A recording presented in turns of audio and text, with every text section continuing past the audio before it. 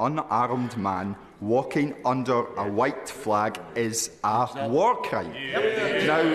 Now, in recent weeks, this House has acted with... Oh, I thought our Prime Minister's body language was quite telling when Stephen Flynn brought up the latest actions of the IDF, and I wonder why.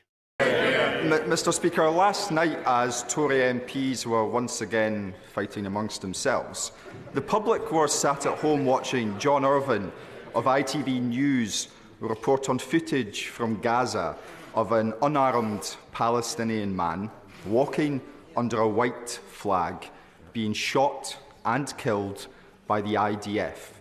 Prime Minister, such an act constitutes a war crime, does it not? Mr. Speaker, we've been absolutely consistent that international humanitarian law should be respected and civilians should be protected. I've made that point expressly to Prime Minister Netanyahu, and the Foreign Secretary is in the region this week making exactly the same point. Stephen Flynn. Mr. Speaker, I don't think it's unreasonable to expect the Prime Minister of the United Kingdom to rise to that dispatch box and tell the people of these Isles and elsewhere that shooting an unarmed man walking under a white flag is a war crime. Now, in recent weeks, this House has acted with urgency and intent following an ITV drama. The question is, will this House now show the same urgency and intent following this ITV news report? And finally, back a ceasefire in Gaza? Mr. Speaker, no one wants to see this conflict go on for a moment longer than necessary, and we do want to see an immediate and sustained humanitarian pause to get more aid in and, crucially, the hostages out, helping create the conditions for a sustainable ceasefire. I set out the conditions for that earlier in the House. The Foreign Secretary is in the region today and will continue to press all our allies and partners to make sure that we can bring about that outcome. Now, the thing is, for me, if this situation had happened, say, on the streets of Ukraine, I have a feeling the answer would have been totally different. You can imagine it would have been like, Putin should be brought to account for this disgraceful war crime. And I've always wondered why the Israeli government seems to be given a free pass on this.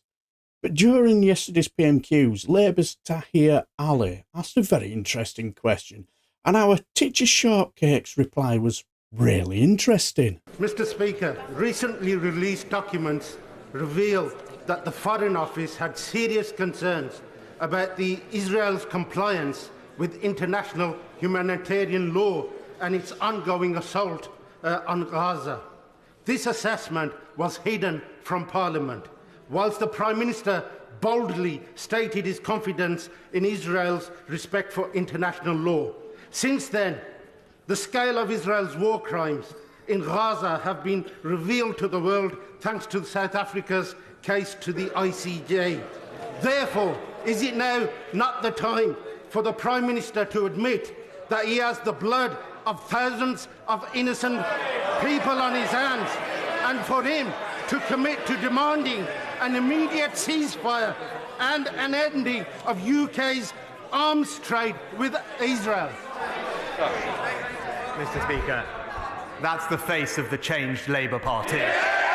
Now, I played the full question because I noticed that the Tory HQ or whoever or whatever put the statement out before he asked his question about the ceasefire and the stopping of the UK's arms trade with Israel. But his reply really tweaked my interest as to why Israeli government seemed to be getting a free pass and what's been happening. Maybe it's more to do with UK's arms trading with Israel. What do you guys think? Now, I could be so wide of the mark, and if I am, let me know down below. So, just leaving it to say, I shall bid you farewell and take care, my friends.